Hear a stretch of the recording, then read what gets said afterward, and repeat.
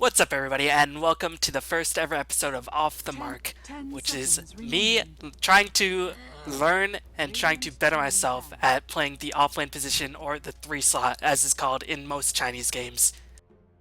And this is going to be a reoccurring theme, and hopefully it'll chart my progress so it can help to improve myself on the 3 role, as well as give you some insight onto what seems to be a very overlooked position in most cases. Now, I have a special fondness for the 3 role because a lot of my favorite players often play the 3 role. Lacoste when he's on CLG, and MYM, Demon on EG, ROTK on DK. I mean, the list goes on and on and on. All of my favorite players do handle that offlane very, very admirably.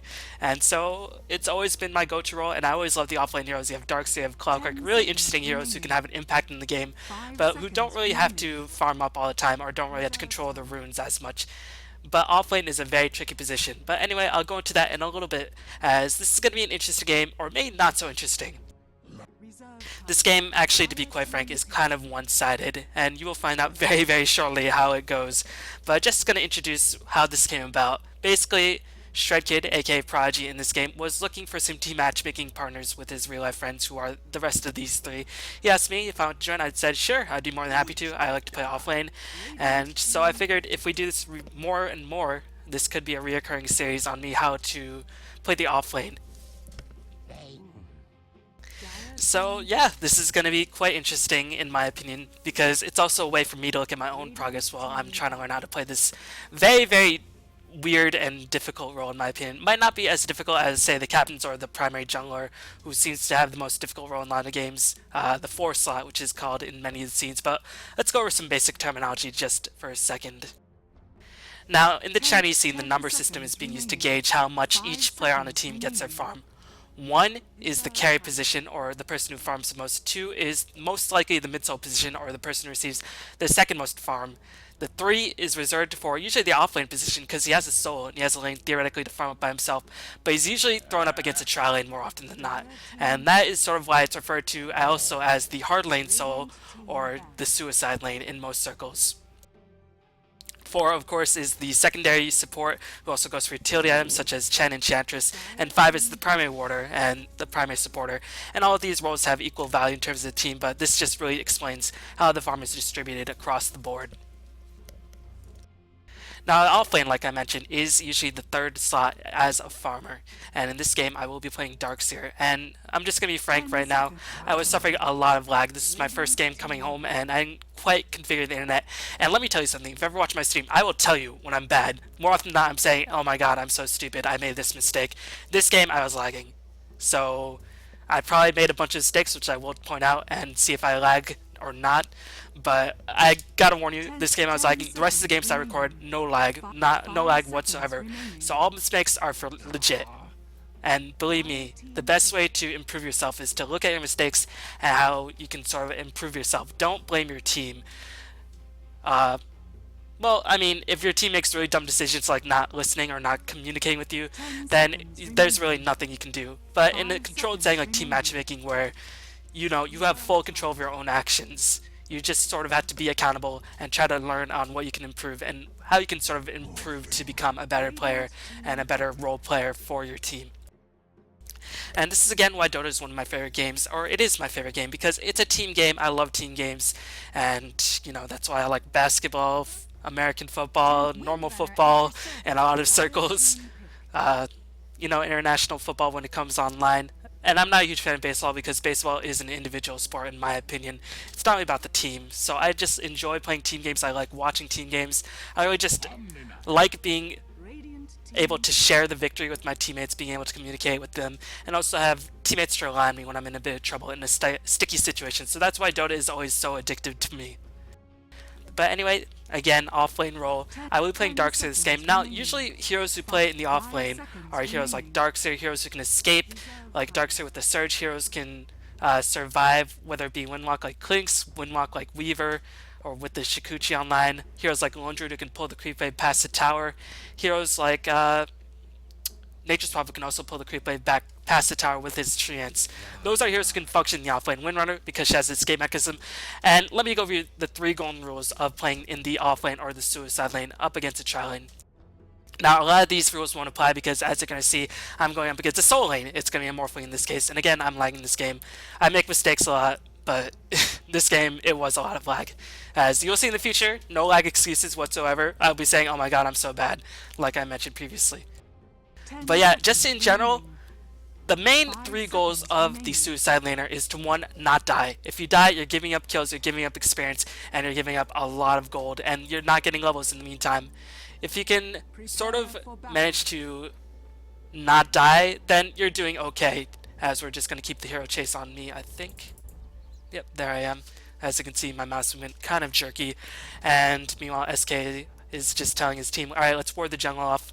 You know, they might try to play some aggressive wards to try to contest this in the tri-lane. They have some tri-lane heroes if they want to, and again, this is not really a well-known team, and SK's friends, you know, have not really had competitive Dota experience, and I haven't either. SK scrims quite a bit and has played with some, I think, stand-ins for a lot of known American teams at the very least, so he is by far the most experienced player on this team. Usually he plays mid, but considering that none of us actually know how to play Wisp, he's going to be playing the Wisp this game. But anyway, like I was saying, the offlane position, rule number one, is just to never die. If you die, you give up experience, you give up gold, and you lose positioning, which can allow them to push your tower. And the sooner you can hold off you're getting your tower pushed, the better. But the second rule is to get experience, third rule is to get gold. Now, in some situations, it might be, this is going to be a little bit advanced, but I'm just going to throw it out there. It's okay to die if you can get the creeps pulled in and get it fast level 3 or something like that, but that's a very, very rare situation because most of the time supports are good enough in most games to usher you out of the lane by zoning you in this area right here. As the pause is still going on, I'm not too sure what's up with this pause, but the supports will often camp you right here if you're on the rain lane, and they'll camp you right here if you're on the die lane, and they'll constantly usher you out of experience range. They usually have a stun, but they'll physically grasp you, and then you're gonna have to forced to use a surge. Now let's talk about Darkseer in this game. Now, I think Colin, or Shredkid, was predicting the offense or the defensive challenge being run by this team, Corrido +4, Omni Knight mid, and some hero bottom. I guess it was, I can't honestly remember who was the last hero on the bottom lane. But that's what he was predicting, so he's saying, okay, just try to get experience. If you can't get experience, go to the jungle. And Darkseer is one of those few heroes who can retreat into the jungle if he's being hammered in the offlane and get a lot of experience. And Darkseer is really a hero who, unlike, he's one of the most experience dependent offlane heroes in the game. He really just does not function that well in terms of ganking. He is ridiculously useful in terms of team fight. His Ion Shell can push lanes, allows him to farm a lot quicker, and he has overall a lot of takeability, and most of all, his late game team fight potential is absolutely immense. But against a Trine, the best he can do is hope that he gets a creep score here and there with CS, hope that his supports that are facing him are bad, and you're going to see me actually very soon as I'm going to slow down this game right now. You're going to see me probably mess up the creep block. Now this is something I have to improve on right off the bat, as the creeps have not yet spawned, so let's just fast forward until that finally gets in there. 30 seconds to battle. And the reason why I want this build, 1 clarity, 6 tangos, 1 salve, I don't think it's his correct item build, but I figured I was against a try, and I'm probably going to retreat into the jungle. This will allow me to sustain myself in the jungle a bit more. But usually I think the Darkseer is Stout Shield, salve, tangos, and then rush that Soul Ring. I'm not too sure. I've got to look into that. Again, that's another big problem with me in these offlane positions. I don't often study the roles, or study the item builds. I know what skill builds to get, but the item builds are a little bit questionable. Now you're going to probably see me here screw up the block. I'm very bad at blocking. I have not the best blocking skills, as so far I'm not actually missing up the block too hard, but yeah, it does escape. Now in most games this doesn't matter because the team is good enough that even if the creeps are sort of pushing the carry will be more than happy to take a bit of tower shot damage or to take some of the creep damage in order to bounce out the equilibrium. But in this game I'm up against a solo morph, and I'm just like, oh, I'm up against solo morph, guys, what do I do? So SK was like, alright, get some farm going and then you can start creep skipping. But thinking about that against Morph, that's not really the best thing to do because until you get your Tranquil Boots up, you really can't do that against Morph. As you can see, the bottom lane already having a lot of shenanigans. You can see the Trine actions is having a lot of missteps. As you can see, I'm trying to scout out to see if I can get the creep block off on the creep skip off, but I'm already a bit late, so I'm just going to pop the Ion Shell. I should be doing double Ion Shell at this moment to push the creep waves even harder and should do a bit more residual damage on Morphling, but you can see I'm lagging quite hard. And that's the first disconnect.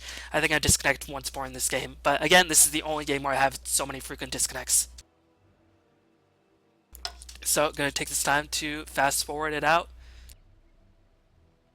But yeah, already you can see some mistakes I'm doing. I'm not maximizing ability against Morphling, who is quite frankly a weak laner. He has set of tangos pulled to him for regen, but that is it. I should be dominating him. Maybe not level 1, but once he gets to level 3, I should be completely owning him. I should be owning his soul and make him regret ever going into soul lane against the Darkseer, because Iron Shell does ridiculous damage, and Morphling is quite a short range hero, so if he tries to harass me a bit, the creep aggro will get pulled to him, and then he'll just take a lot of damage. But yeah, I'm making a bit of mistake already, and you can see at level 2, I'm a bit confused because I'm not too sure what lagged out right there, and I'm missing some last hits. Again, the lag in this game is quite very bad because I wasn't used to setting up the connection. But you can see I'm already still making a lot of mistakes. I'm very hesitant to use Iron Shell. I should be using double Iron Shell, which is the best thing to do with Darkseer at level 1 in order to maximize the DPS and to get your soul ring that much quicker. But I do manage to get some last hits here and there. The good thing about Darkseer against most solo matchups is that he can win it even against range heroes because he has ridiculously high base armor. As you can see, he has 5 armor, and he has a really high damaging spell. And the other thing is that he can cut off the creep wave, which I do not do in this game, I don't think. I think I'm trying to circle around, but once again, because I did not double Ion Shell the creep wave, I'm going to be thwarted from circling around and get the creep skip going. Now, Morphling, you could argue, is sort of different to this, because he can regen up HP with the Morph.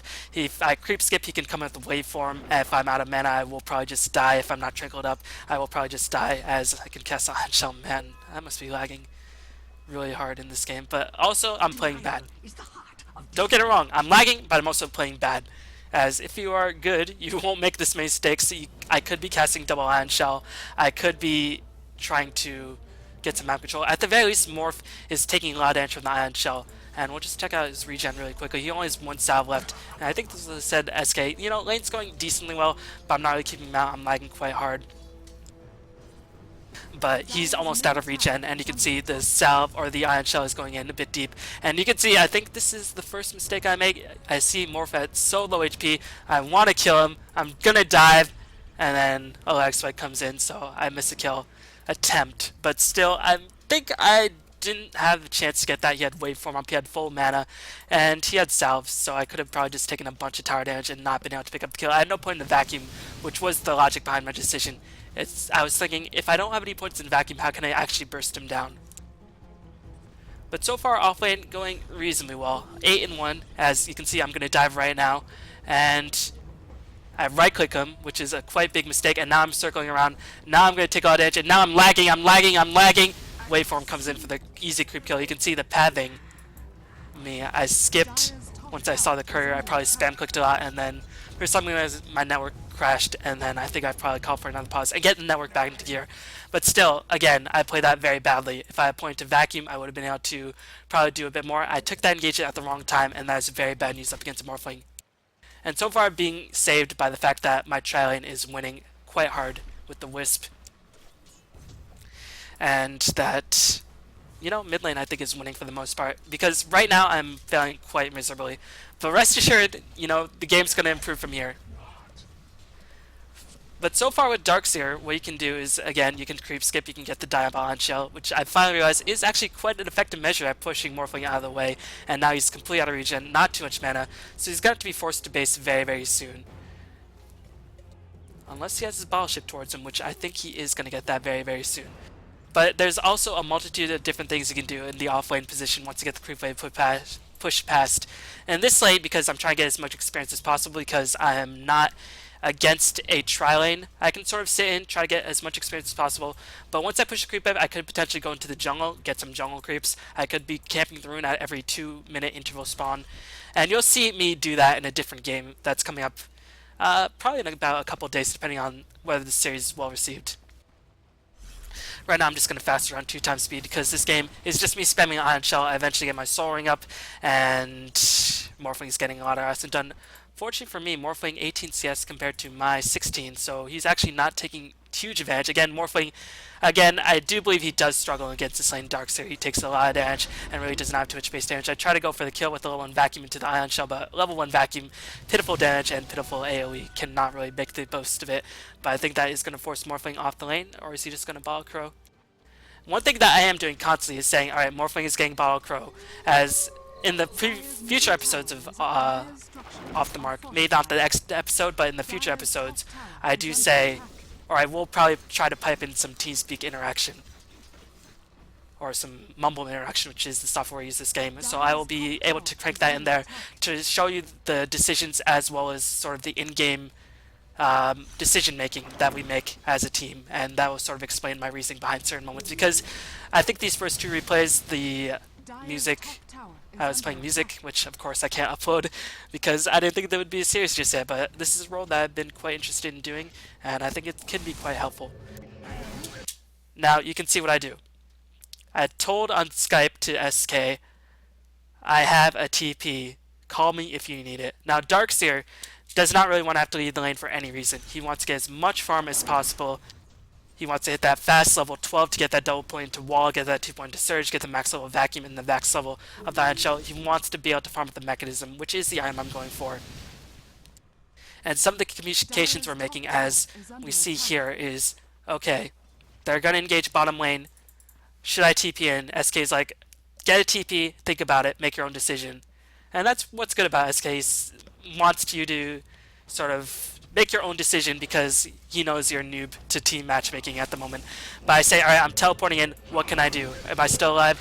And you can see I'm going to immediately soloing up, pop the iron shell, going to surge myself in. Vacuum is going to come in place. It was already used. Keep in mind, it's only level 1, but I'm just going to keep up the pursuit. Right now I'm very low in terms of HP, but here comes Wisp on the reinforcements. We're able to pick up the kill on the Witch Doctor. I'm going to chase down the Omni Knight as Rubik is going to take a Brain Staff right to the face, and Rubik will die as well. So I pick up a double kill, more than worth my while.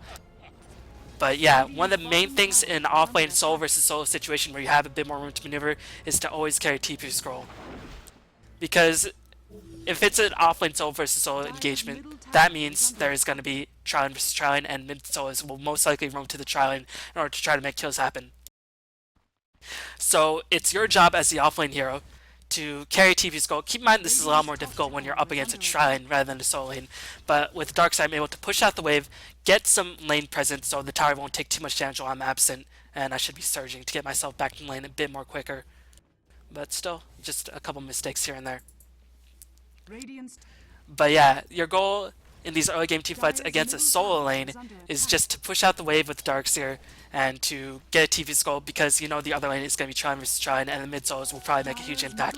Now in this case, as you can see, there's a lot of clustering going on the bottom map. As I said, TP on cooldown, Morphling is pushing out the wave. I don't really want to dive against Morphling, so I'm going to be absent for this next engagement, but now it was communicated that probably won't need you right now. We have a huge tri-lane advantage, and you can see Windrunner did rotate in from the middle lane, and the tri-lane's getting mopped up now. As I pick up a TP scroll just to see if I am needed at the moment, but I'm not even needed. So most of the game is the rest of the same because now the momentum starts to steamroll, and I'm going to take a lot of damage from Morphling. I'm going to surge and just barely escape with the help of the magic stick.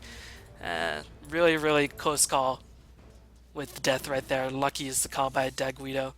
Probably, not gonna lie. I'm not too sure. Maybe he got the minimum base damage, maybe he misclicked. But right now the game is gonna start to spiral out of control. For us. We're gonna start owning every lane, and our tri-lane is just putting in so much work.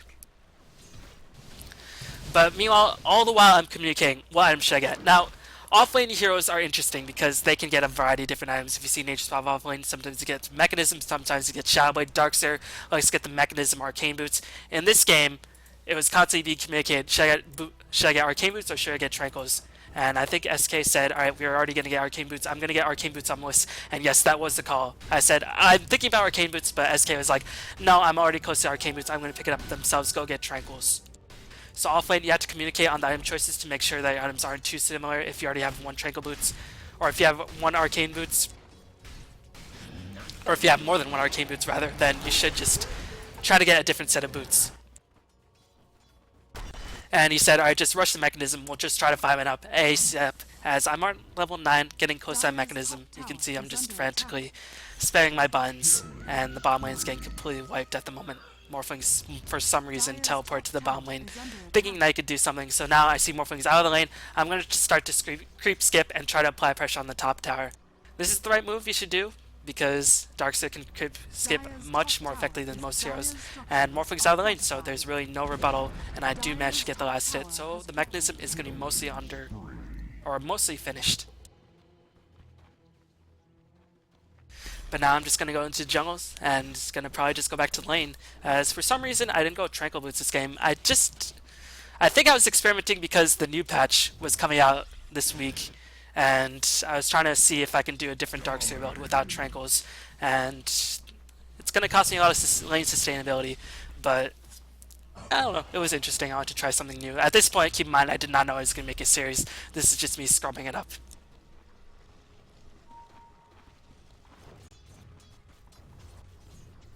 But yeah, just going to continue to farm. Meanwhile, the trial keeps going and going. Right now, I'm just waiting for the mechanism because, again, SK told me, once I get the mechanism, we're going to 5-man. And Darkseer is probably one of the scariest heroes on 5-man engagement. And I'm not too sure. Well, actually, this is standard Darkseer build. Get Vacuum maxed up by level 10 and then get 2 points in the wall at 11 and 12. But usually I like to get wall at level 10, just a personal preference, just in case I'm needed for a team fight. But in this situation, because we're dominating so hard, do I really need wall? I'm not too sure, as I'm just going to be able to clear on these creeps. Meanwhile, again, team is just mopping up heroes left and right. I promise some of the future games are more competitive, but these first couple of games might be a bit one-sided. I'm not too sure. This is mostly an educational series and also a way to learn from my mistakes. As right now, I have the mechanism. I'm going to try to fight. I see the engagement happening up top. I say, alright, I don't know if I can get there. I'm going to try to surge in there with the mechanism, but SK feeds because he's a scrub lord.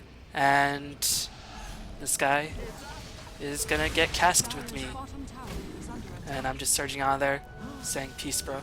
I popped the mechanism, but really, without any reliable backup source of DPS, there was not much I could do. So I'm just going to farm up. Darkseer is a very versatile hero where he can just take whatever farm is possible and farm it very quickly.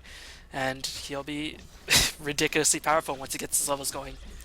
Now, if you don't get your levels going, if you have a jungle hero and you're being pressured by a Challenge versus Soul Lane, this game would be a lot different, as I would gain no experience probably for the most part, because Chen or Enchantress would be taking the jungle and I'd be contesting a trial, which Darkseer can do. He can push the wave with double iron shell and he can try to apply a bit of pressure to the supports, but if you're two good supports, then they'll easily be able to challenge or get the Darkseer out of the lane. So yeah, I think I'm going to conclude this video with talking about Darkseer's offlane hero. Now Darkseer, again, like I mentioned a couple of seconds ago, very strong offlane hero against a soul, decent against a dual lane, not so good against a Trine, but one of his biggest problems compared to other heroes like Clockwork, like Nature's Prophet, is that he really needs to get a lot of levels and a lot of farm going, because his main onus is mid-game team fight to late-game team fight. Nature's Prophet can get his farm with split pushing. Lone Druid will be able to tank up, and he doesn't need too many items to do that. Clockwork doesn't really need items to hook in and cast the cogs. Meanwhile, Darkseer, he needs items and he needs levels in order to really become a huge team fight presence. You want to have the max level Vacuum, you want to have max level Iron Shell, you want to have a couple points to Surge, and you want a couple points into Wall. So again, if I was matched up against a tri-lane, this game might have been looking very different. I would have been forced to retreat into the jungle, but considering we have no jungle heroes, although again, Wisp is one of those heroes who needs a lot of experience here, he's going to rely heavily on the pulls, and I might not be able to get as many creep camps as I hoped to, so my levels definitely would have been delayed. But in this game, I was lucky to get matched up against Sorrowing Morphling. I did feed once. Gotta blame the lag on that one. Don't worry, when I feed in the future, I will blame myself for being bad. But let's look at some of the things I could have done better. So right now, I'm going to turn it back to free camera and just go into overall cam mode. At level 1 with Darkseer against a Soul Lane, you should be double ion shelling the creeps. That will not only allow you to push the wave faster, it'll allow you to do more damage to the hero because the creeps will die faster. So the creeps, even if it's a ridiculously long range hero like a Lone Druid, or not a Lone Druid, I guess a Nature's Prophet, the Iron Shell will be able to kill the creeps quicker and they'll be able to attack the Nature's Prophet a lot faster, even if the Iron Shell has expired by then. So they can take a lot of creep damage. So 1, I should have double Iron Shelled right from the start, and that will also accelerate my Soul Ring Rush. 2, against Soul, you can creep skip. And I didn't do that until very late in the game. Now, Morphling, again, a difficult hero to creep skip against because he has a big nuke. But still, SK is being a jerk. But anyway, I reconnected because I think at this point I fixed the lag for good. But yeah, anyway, I should be creep skipping up against a soul because that will force the soul to last hit under the tower, where more often than not it's more difficult for many players to do that. In most professional games it doesn't matter, but at level 1 or 2 you're going to be forced to take so many of the creeps when you don't have anything like a tranquil boost or anything like that online. So I should have creep skipped much earlier on. So double line, shell 1, creep skip earlier 2. 3, don't die like an idiot, as that was a big problem. Thankfully for us, it was not punished too heavily. Morphling ended up not getting too much farm. Morphling really needs a lot of items to work. He really is not a hero until around the 30-minute mark, and then he's become somewhat useful. And around 60-minute mark, he's as good as ever, if you saw Mushi's game. But still, that does take a while. So that is going to be 3, not die like an idiot.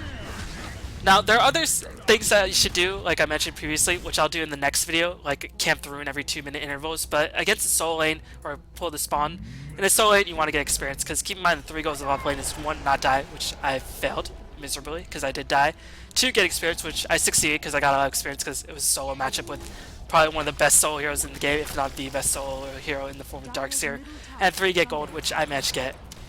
So overall, this game was successful other than the fact that I did die, and I didn't do a lot of the important tactics. We'll see if I can change up some of these tactics in the next Darkseer game I play. We'll find out very, very soon. But next game, I think will be a different hero, and I'll be able to employ some of the different tactics of playing offlane, as this game is pretty much over. I'm just going to go all the way to the end, as right now it's just going to be fountain farming, which is fine, because you could disconnect in team matchmaking and not get abandoned, so it doesn't matter. They can leave anytime they want. But tell me what you think. This is a role that I've really been interested in playing, YYF. I mean, ROTK, Lacoste, Vigos, back when he was playing with the old M5, play the offlane. It's just a really interesting role in my opinion. It's often underrated because offlane heroes are usually, because they get a solo lane, they're expected to have a large contribution, but they're often matched up against the hardest lanes in the business. So it's just really, really an interesting role to be playing. You have to somehow find farm out of nowhere when you're matched up against a Triad most of the time. But thanks for watching, and let me know. I'm gonna probably put out a second episode very, very soon to employ different tactics, but let me know if this is something you want me to expand on in the future, as I could do offlane and show progress with certain heroes, but I could probably after 5 episodes or so of this offlane series, I could try to switch up and do a different role. Again, it doesn't take you, I've been playing, it takes you a lot more than 5 games to really master a role. It takes you hundreds and hundreds of games for you to master a role, and even then, who says you can actually master it? But hopefully you found that information useful in the Darkseer versus Solo matchup, and hopefully you understood some of the basics. And yeah, thanks for watching, and I'll see you next time for the next episode for Off the Mark.